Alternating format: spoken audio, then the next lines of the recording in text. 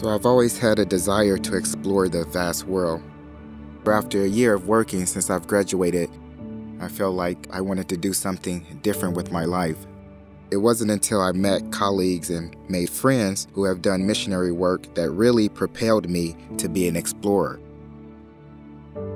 Based on a friend of mine's experience teaching English abroad, I decided to search for a job online.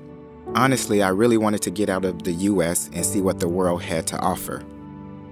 3 years in Korea led to 3 years in Thailand, and now I'm on my 2nd year teaching English in the Gulf region.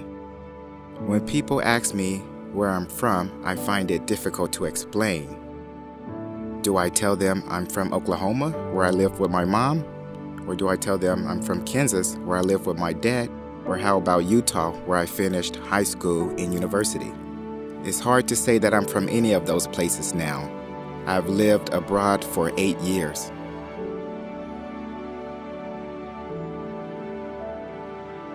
The funny thing is, throughout my journey, people have asked me, "Are you Ghanaian?"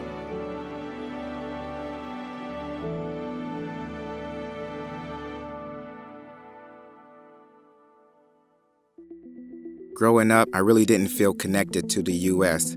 Instead, I felt dislocated. But that all changed when I came across W.B. Du Bois.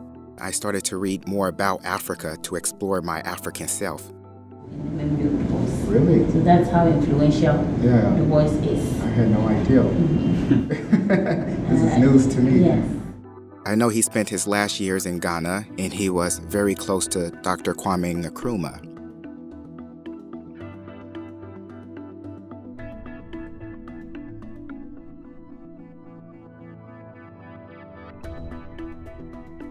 At his library, there were a plethora of books written by him, and those he also contributed to.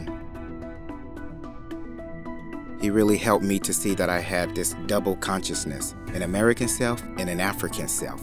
This text has meant so much to me, discovering some of the social theories inside. But there was also more books in his study.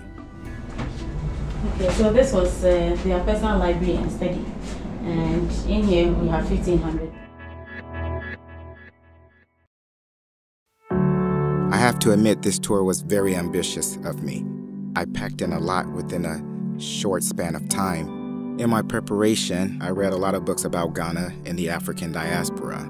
On my way to Cape Coast, something deep inside of me caused me to change my hotel. This place is called One Africa. I felt a desire to go to One Africa because I've read about Sister Emeka's, how she repatriated to Ghana as an African in America, and I wanted to meet her. The purpose of the museum is to be able to share the history of us as Africans born in the diaspora, not only with continental-born Africans, but with anyone, so that we know ourselves, that they know who we are. This wall deals with some of our great African thinkers. So we have Frederick Douglass, Amos Wilson. Amos Wilson, fantastic psychologist. He had a really wonderful book, Blueprint to Black Power. And if we followed that, we would be a lot further ahead.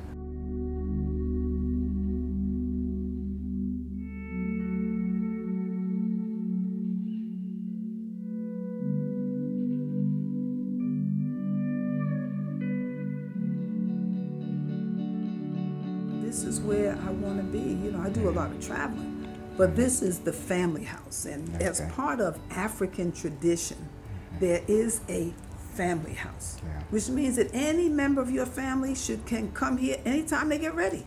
Right. So that my children, my grandchildren, my great-grandchildren, those yet unborn have a place here. This is theirs. Yeah.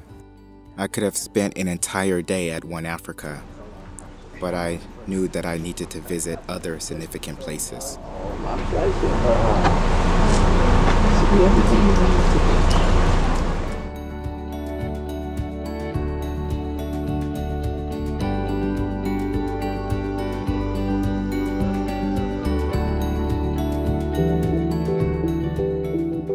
Cape Coast was run by various Europeans. First, it was the Portuguese who built a fort and used Cape Coast for trading gold, sugar, and guns. By the end, the British had built a fortified castle dungeon that was the hub to hold slaves until departure. The dungeons were awful. The male dungeon, in particular, was small, dark, and provided little ventilation.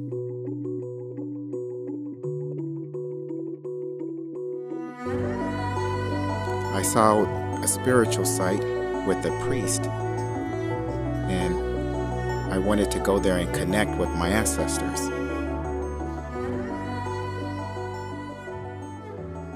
As I was performing that ritual, I was trying to connect with my ancestral spirit.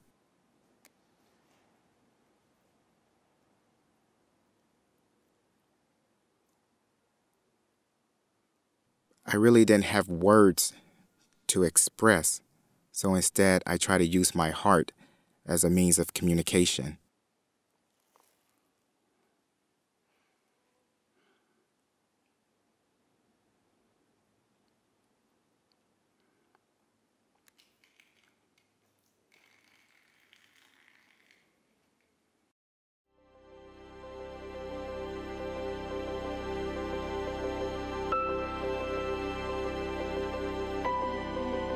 While I was at Elmina Castle at the women's dungeon, I was immediately smacked with this foul odor.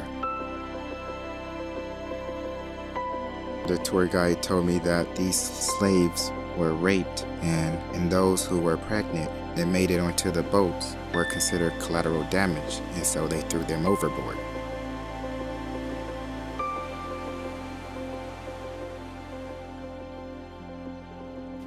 I was very anxious as I was given my African name. I knew my day name would be Kojo, but I had no idea I was getting an ancestral name.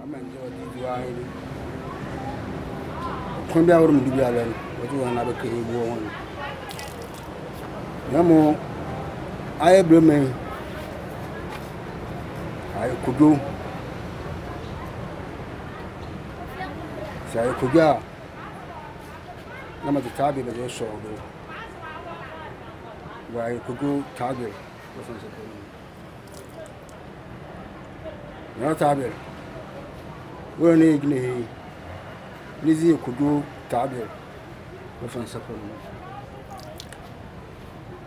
no tabi we're an igni Lizzie could go tabi no more one. We better way the other. When was the one out of Kay? My pump. What about if you know what the bay? What could you feel called? He has given you the name. You were born on Monday, so that is Kojo. But then he gave you another traditional name. You see the shrine right there, the name of the shrine is Nana Taber Shrine. And Taber is actually the highest of all the 77 gods in Cape Coast. And since you've come back and you are here today doing this, he decided to add the name Taber to your name Kojo. So he gave you the name Kojo Taber. Kojo Taber. So that is the name he gave you. And in addition, he was like, when you were coming, you came with a machine. When you're going to go back with a machine. So may the gods of the land protect you and take you home safely. At the same time, whatever your hands find out to do, may it be prosperous. And may you always find your way back and forth as an African. My Ghanaian name is Kojo Tabe. My slave name, Lockhart. My Ghanaian name, Kojo Tabe. And also I would like to add Sankofa, which means one who is returning back to his or her roots. So I am Kojo Taber Sankofa.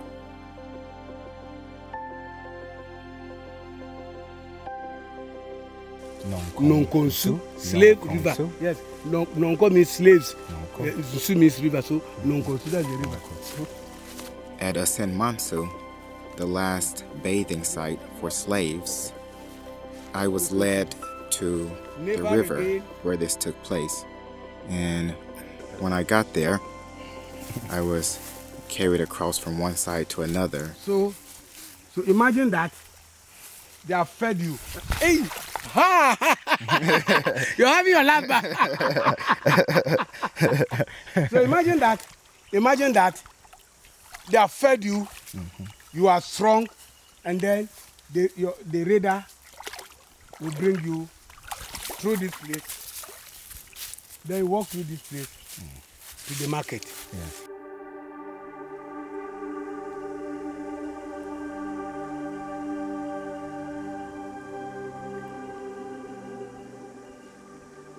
There was a point where I was able to just go in alone. I was thinking how many slaves had actually made it this far. A sense of calm came over me.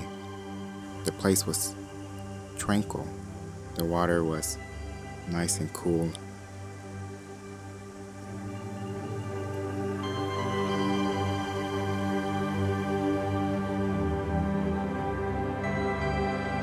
I would like for the billions of people around the world to visit these historical and cultural sites so that the past doesn't repeat itself.